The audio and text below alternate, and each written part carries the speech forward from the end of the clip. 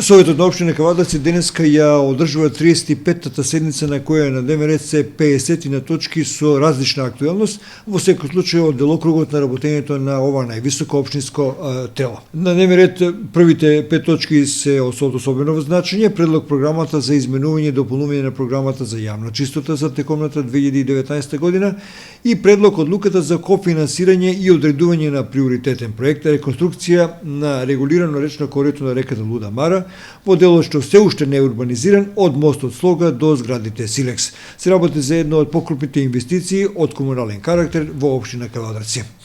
Во понатамошниот тек на дискусијата, советниците ги разгледуваа и предлог одлуката за давање на користење на јавното претпријатие Комуналец Кавадарци на канализациона мрежа фаза 2 во село Раец, како и предлог одлуката за кофинансирање на проектот за реконструкција на водоводна линија, одвојување на атмосферска од фекална канализација со комплетно асфалтирање на улица Клинска и дел од другата инфраструктура во овој дел на градот во Брушанската населба. Во текот на денешната расправа на седницата на дневен ред беа и предлог правилникот и тарифникот за висината на надоместокот за користење на објектите за спорт во рамките на општинските основни и средни училишта кои се во собственост на општина Кавадарци.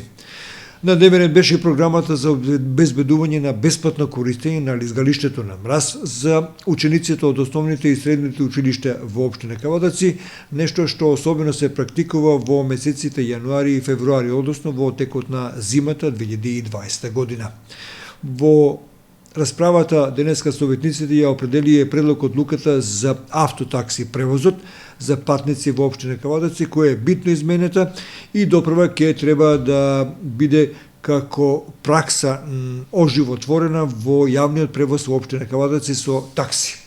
Скоро 13 точки од дневниот ред беа посветени на работењето на јавното претпријатие Комуналец од Кавадарци за извештајниот период од почетокот на оваа година до третото тромесечие од 2019 година со предлог одлука на управниот одбор на ова јавно претпријатие од Кавадарци.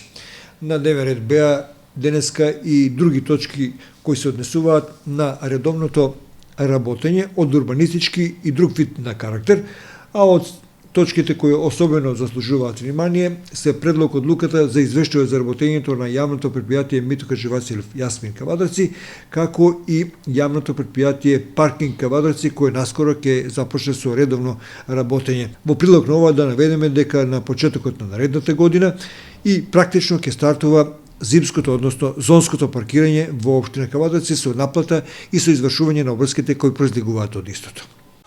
Инел го носи најбрзиот оптички интернет до вашиот дом. Брзини до 1000 мегабити во секунда. Цени веќе од 650 денари. Оптички интернет до вашиот дом. Само со Инел.